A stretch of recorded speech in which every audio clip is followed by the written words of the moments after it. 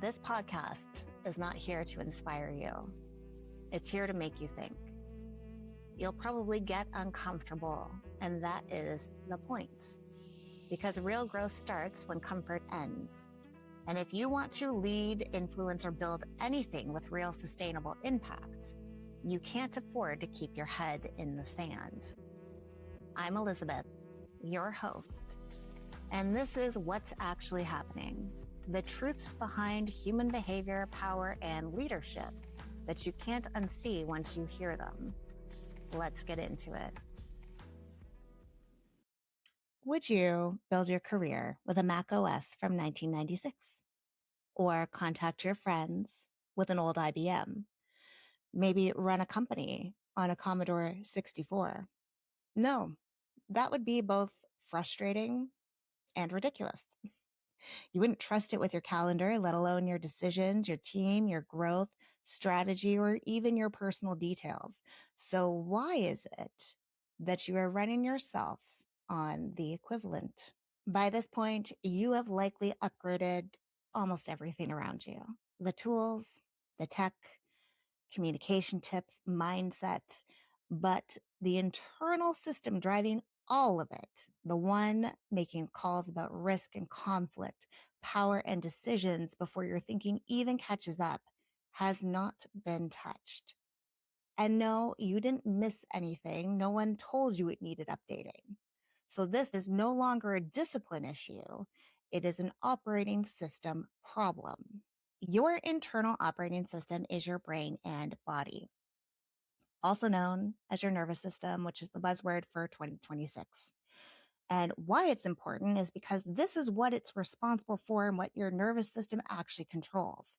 It's not just your mood or your feelings, but how much risk you can tolerate before you abort mission, how much conflict you can handle before you blow up or go completely silent, how accurately you read power dynamics in a room, how fast you make decisions under pressure and stress, and I mean quality decisions, whether you interpret clarity and directness as threat or information, where your burnout threshold actually sits, whether you maintain impulse control or you get distracted with bright, shiny new objects around you.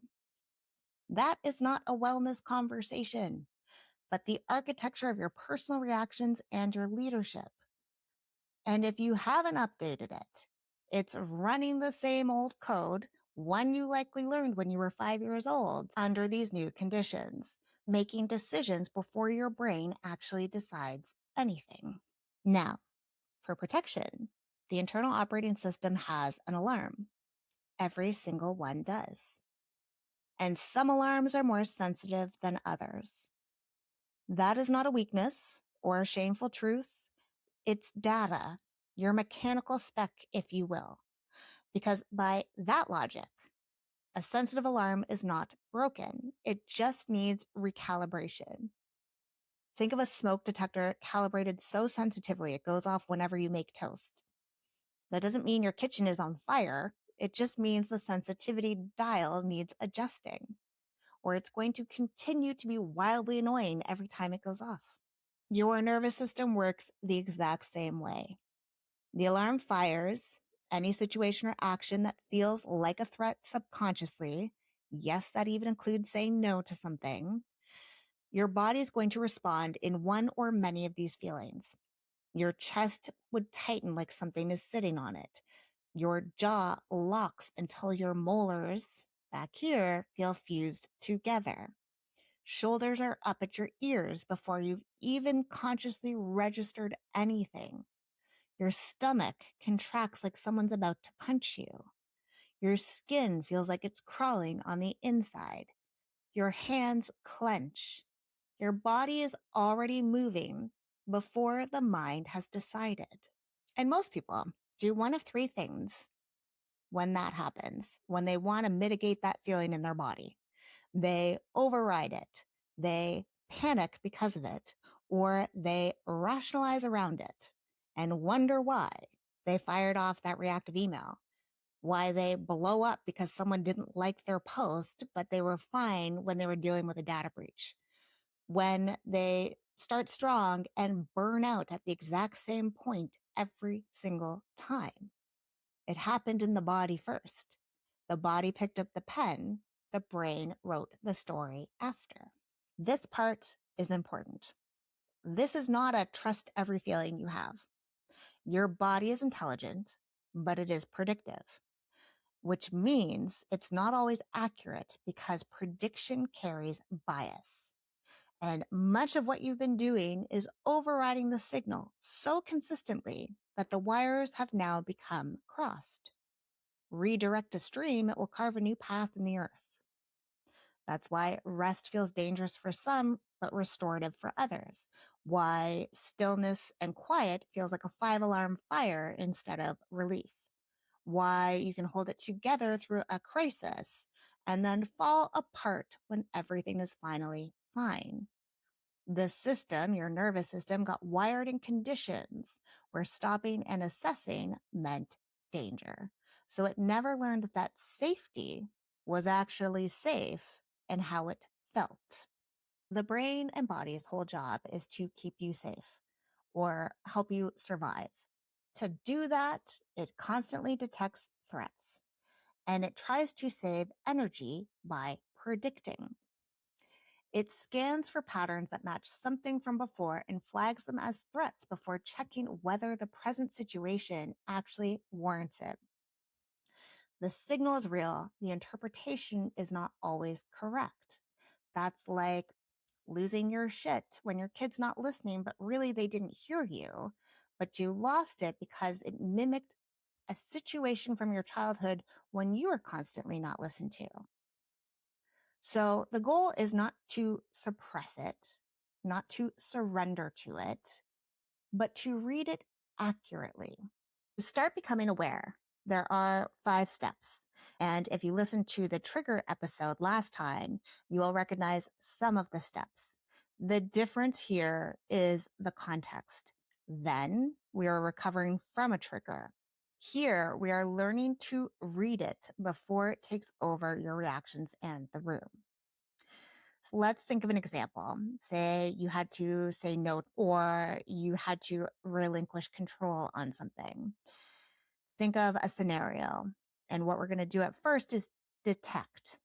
I literally want you to scan your body like a detective. Where is the precise location of the body response? Is it in your chest, in your jaw, in your stomach, your shoulders, your throat? Is it tight, hot, hollow, heavy, constricted? Name it specifically. Specificity is what equals accuracy. You would not go to a general doctor for brain surgery, would you? No, you would want to go to a brain surgeon because they have a specific modality. Same as here. Things hide in ambiguity. You need nuance. You need to pull it apart so you can see where the actual problem is. Next, we're going to interpret. We're going to get curious, not critical. Being critical clouds your judgment. It makes you hold on to shame, and no one has ever won an award based on shame. So, what is the story that is running on repeat right now? Not what is objectively happening, but what is your brain generating to explain the irritation and discomfort in your body? What are the neutral facts of the story? The ones without the feeling attached. Say you are waiting for a text and someone is taking longer than usual to respond. Well, the neutral facts of the story are someone is taking longer to respond. It's not, well, they're not responding because they hate me, or they're not responding because they're doing more important things than what they should be doing with me. Those are your personal feelings, not necessarily fact. Then we're going to distinguish. We're going to separate truth from prediction. Is this situation a present danger or is it just familiar discomfort? Those are not the same things. And most high performers confuse the two. The body flags both identically. Same tightness, same urgency, same pull toward control or avoidance. But they require completely different responses. And confusing them is where most distortion happens. Our next part is the part that everyone loves to forget and is often the most difficult for everyone, and that is to regulate yourself. Before you decide anything, it should come from a regulated state. Dysregulation breeds poor choices, reactive decisions, and more stress. So we have to come down first. What you can do is breathing, a 4-second inhale with a longer 6-second exhale. Cycle through a few times. Squeeze or release your palms. Get that feeling back in your body, not just your brain. Stand up and move.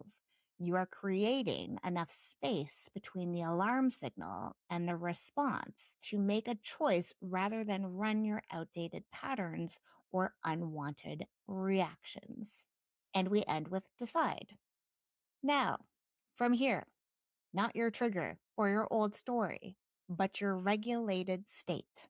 Before we go any further, you are not going to be a specialist in this after 10 minutes.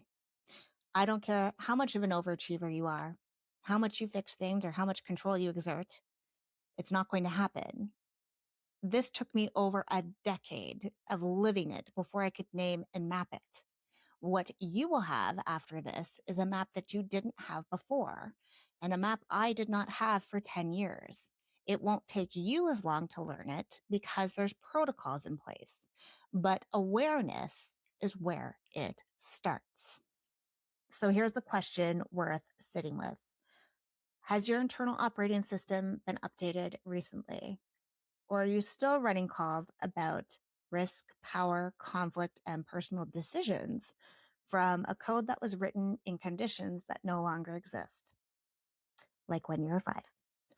Because you can upgrade everything around you, but if the operating system doesn't get touched, you will always be more proficient at the same reactions.